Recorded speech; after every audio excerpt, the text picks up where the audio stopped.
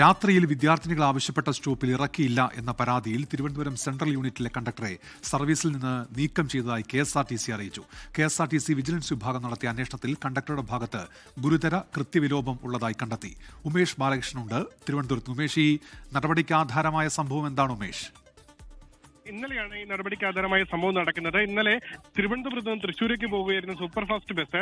ഈ super fast ബസ്സിൽ വിദ്യാർത്ഥികളുണ്ടായിരുന്നു. വിദ്യാർത്ഥിനികൾ, പെൺകുട്ടികളും സ്ത്രീകളും അടക്കമുള്ളവർ രാത്രികാലങ്ങളിൽ ഏത് സ്ഥലത്ത് നിർത്തണമെന്ന് ആവശ്യപ്പെട്ടാലും നിർത്തി നൽകണം എന്നുള്ള ഒരു ഉത്തരവ് നേരത്തെ തന്നെ KSRTCയിൽ ഉണ്ടായിരുന്നു. അത് പ്രകാരം കുട്ടികൾ അങ്കമാലിക്കും മുരിങ്ങൂരിനും ഇടയ്ക്കുള്ള പൊങ്ങം എന്ന സ്ഥലത്ത് ബസ് നിർത്താൻ ആവശ്യപ്പെട്ടു. എന്നാൽ കണ്ടക്ടർ ബസ് നിർത്താൻ കൂട്ടാക്കിയില്ല.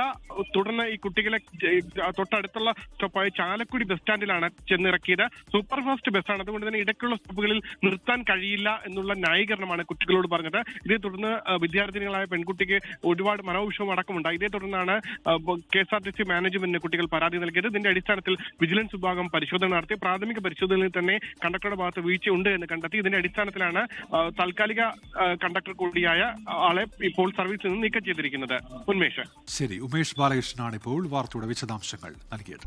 ലോകത്തെവിടെയായാലും ഏത് സമയത്തും 24 വാർത്തകളും ഓഗ്മെന്റഡ് റിയാലിറ്റി പാക്കേജുകളും എക്സ്പ്ലെയിനറുകളും വിശദമായി കാണാൻ ഞങ്ങളുടെ YouTube ചാനൽ നിങ്ങൾക്ക് സബ്സ്ക്രൈബ് ചെയ്യാം.